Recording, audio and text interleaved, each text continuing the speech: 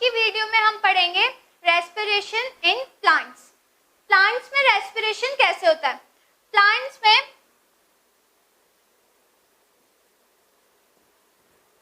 Roots, stems and leaves, ये तीन main part है जहाँ पे रेस्पिरेशन होता है। मेनली ये तीन पार्ट ही प्रेजेंट होते हैं प्लांट में, मेन पार्ट। ठीक है, अब देखिए सबसे पहले हम बात करते हैं रूट्स की। ठीक है, सबसे पहले हम बात करते हैं रूट्स की। तो देखिए रूट्स में कैसे होता है, इसको डायग्राम से समझते हैं।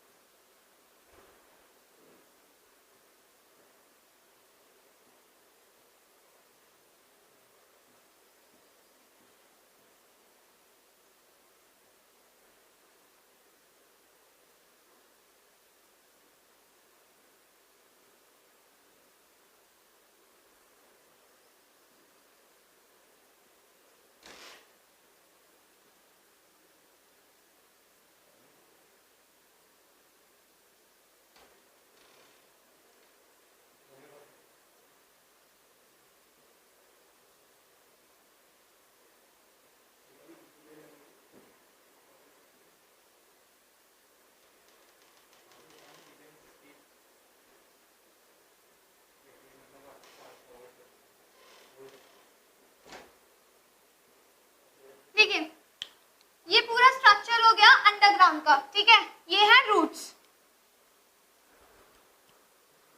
ये हो गई रूट। ठीक है, ये जो पार्टिकल्स देख रहे हैं ये है सॉइल पार्टिकल, ये पार्टिकल है सॉइल के पार्टिकल। अब आप देख सकते हैं कि ये जो सॉइल के पार्टिकल है इनमें बीच बीच में कितनी स्पेसेस बाकी है। ये जो सॉइल के पार्टिकल है इनके बीच में कितनी स्पेसेस है, और इन स्पेसेस को कहते हैं हम एयर स्पेस। ये स्पेस है एयर स्पेस जहां पे एयर भरी हुई है। ठीक है, अब ये फर्दर रूट्स निकल रही है, और ये जो छोटे छोटे हेयर्स देख रहे हैं ये जो हेयर्स हैं ये है रूट हेयर्स। ये जो हेयर्स हैं ये है रूट हेयर्स। अब देखिए रूट्स में क्या होता है, अगर हम रूट्स की बात करते हैं या स्टेम की बात करते हैं, लीव्स की बात करते हैं, इसमें जो एयर का एक्सचेंजमेंट होता है वो डिफ्यूजन प्रोसेस के थ्रू होता है। कौन से प्रोसेस के थ्रू होता है? डिफ्यूजन। डिफ्यूजन वो प्रोसेस होता है जिसमें हायर कंसेंट्रेशन का कोई भी सब्सटेंस है वो लोअर कंसेंट्रेशन में क्या करेगा? मूव करेगा। ठीक है, जैसे पानी है, अगर पानी इस वाली जगह ज्यादा है तो पानी ज्यादा से कम जगह पे मूव करेगा। अगर आप पानी को फैला दोगे तो आपने देखा पानी मूव करने लगता है from higher concentration to lower concentration, तो वो प्रोसेस होता है डिफ्यूजन। अगर गैस भी होती है तो गैस भी from higher concentration to lower concentration move करती है। अब देखिए रूट्स के बीच में, रूट्स में जो सॉइल पार्टिकल है इनके बीच में स्पेसेस है, उधर एयर भरी हुई है। अब क्या होगा, जो एयर के मॉलिक्यूल्स हैं वो इन रूट हेयर के अंदर जाएंगे। जो एयर है वो कहाँ जाएगी? रूट हेयर्स के अंदर, क्योंकि मोस्टली जगह रूट हेयर ही प्रेजेंट होता है। रूट हेयर एक लार्ज सरफेस एरिया प्रोवाइड करते हैं, तो जो एयर प्रेजेंट है वो कहाँ पे जाएगी? रूट हेयर्स के अंदर। एयर में भी ऑक्सीजन प्रेजेंट है, रेस्पिरेशन में तो ऑक्सीजन यूज अप होगी, तो जो ऑक्सीजन के मॉलिक्यूल्स हैं वो रूट हेयर्स के अंदर जाते हैं, फिर रूट हेयर से हर एक सेल में ऑक्सीजन पहुंच जाती है, और ऐसे ही सेल के अंदर जो कार्बन डाइऑक्साइड फॉर्म होती है वो रूट हेयर से ही बाहर की तरफ निकल जाती है।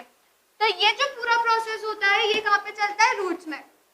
रूट्स में मेन जो ऑक्सीजन एयर जो एंटर करती है वो रूट हेयर्स के थ्रू एंटर करती है, ये याद रखिएगा, क्योंकि root hair large surface area provide करते हैं।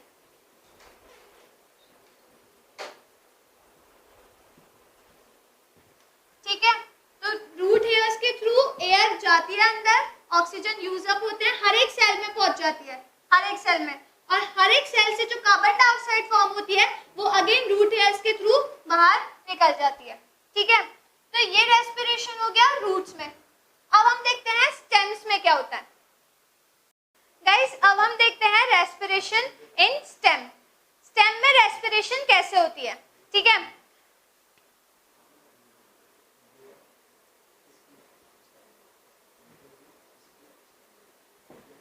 जो हर्बेशियस प्लांट होते हैं, हर्बेशियस प्लांट मतलब जो हर्ब्स वाले प्लांट होते हैं, उनमें रेस्पिरेशन होती है स्टोमेटा के थ्रू। उनमें रेस्पिरेशन होती है स्टोमेटा के थ्रू। स्टेम में स्टोमेटास प्रेजेंट होते हैं एंड स्टोमेटा के थ्रू ही गैसेस का एक्सचेंज होता है। ठीक है, स्टोमेटा क्या होता है?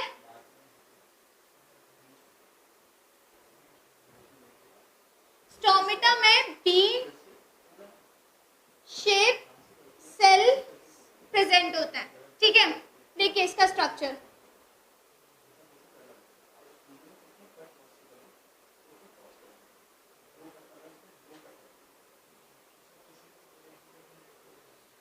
ये स्टोमेटा, ये है इसके गार्ड सेल, और ये है स्टोमेटल पोर।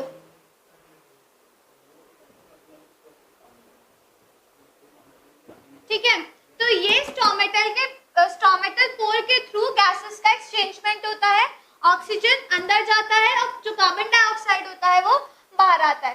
ठीक है, बट जो वुडी स्टेम वाले प्लांट्स होते हैं, वुडी एंड हार्ड स्टेम जिसकी होती है, इन स्टेम में स्टोमेटा प्रेजेंट नहीं होता। ठीक है, जो वुड वाले स्टेम होते हैं उसमें स्टोमेटा प्रेजेंट नहीं होता, तो ऐसे स्टेम में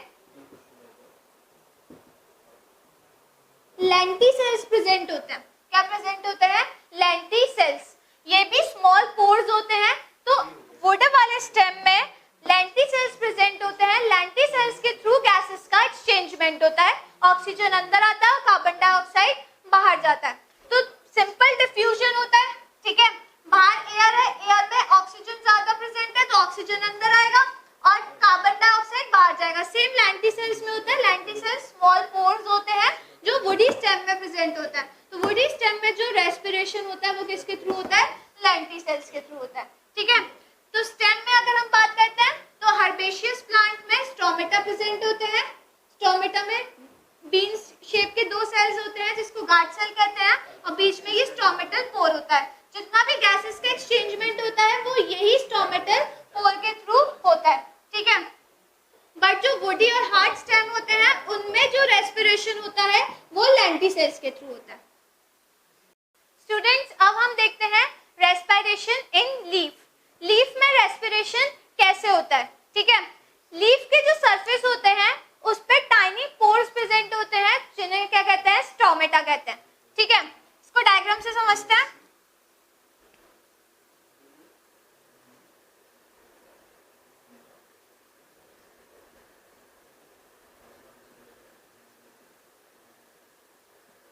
ये है लीफ।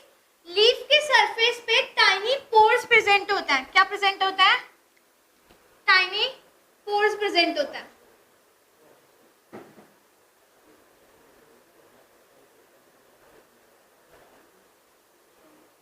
ये है टाइनी पोर्स। ठीक है, और इन टाइनी पोर्स को क्या कहते हैं? स्टोमेटा कहते हैं। अगर यही टाइनी पोर का अगर हम क्रॉस सेक्शन करके देखें तो ये इस टाइप का होता है। वही अभी हमने जो स्टोमेटा का स्ट्रक्चर देखा था,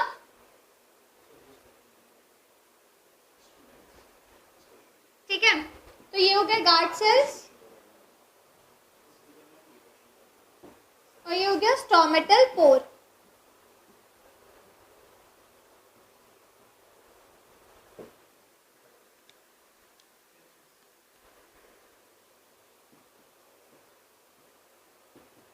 ठीक है, और ये जो स्टोमेटा होता है ये लीफ के दोनों सरफेस पे प्रेजेंट होता है, अपर सरफेस पे भी और लोअर सरफेस पर भी।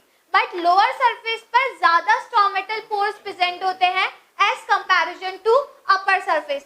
अपर सरफेस स्मूथ सरफेस होता है और जो लोअर वाला सरफेस होता है वो थोड़ा रफ होता है। तो जो लोअर सरफेस है रफ वाला, उधर ज्यादा स्टोमेटा प्रेजेंट होते हैं as comparison to upper surface. ठीक है, अब देखिए क्या होता है, ये स्टोमेटल प्रेजेंट है पूरे लीफ के ऊपर।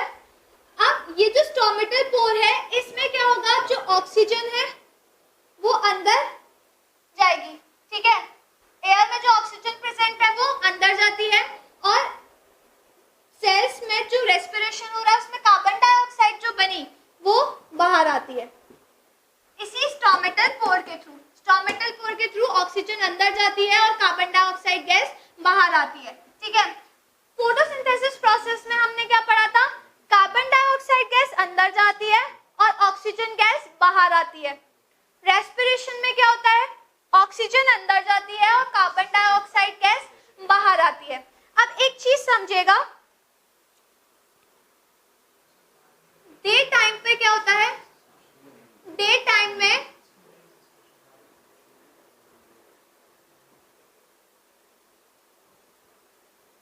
फोटोसिंथेसिस भी होती है और रेस्पिरेशन भी होती है। डे टाइम पे दोनों प्रोसेस हो रहे हैं, फोटोसिंथेसिस भी हो रही है और रेस्पिरेशन भी हो रही है। ठीक है, फोटोसिंथेसिस में क्या होगा,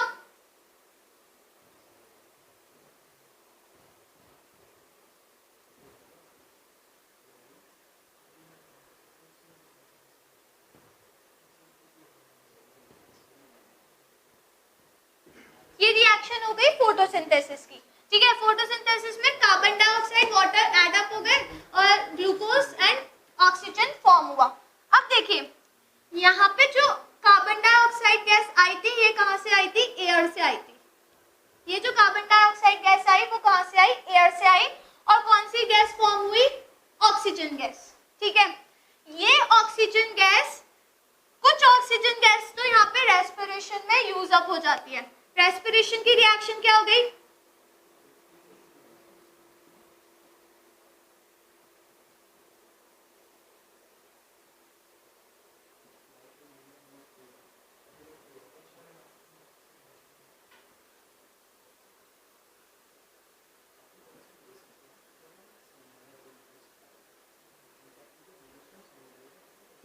ये जो रिएक्शन हो गई ये किसकी हो गई, रेस्पिरेशन की। अब यहाँ पे जो ऑक्सीजन फॉर्म हुई थी ये ऑक्सीजन यहाँ पर, कुछ ऑक्सीजन यहाँ पर यूज अप हो जाएगी रेस्पिरेशन में। ठीक है, जो फोटोसिंथेसिस में जो ऑक्सीजन फॉर्म हो रही है वो उस ऑक्सीजन को प्लांट्स कुछ ऑक्सीजन को यूज कर लेंगे रेस्पिरेशन में और जो बाकी की बची ऑक्सीजन होगी वो कहाँ पे चली जाएगी, एटमॉस्फेयर में। बाकी की बची जो ऑक्सीजन होगी वो कहाँ पे चली जाएगी, एटमॉस्फेयर में चली गई। ठीक है, ये तो हो गया डे टाइम पर। अब देखते हैं नाइट में क्या होता है। नाइट में क्या होता है, नाइट में फोटोसिंथेसिस का प्रोसेस नहीं होता क्योंकि सनलाइट नहीं होती।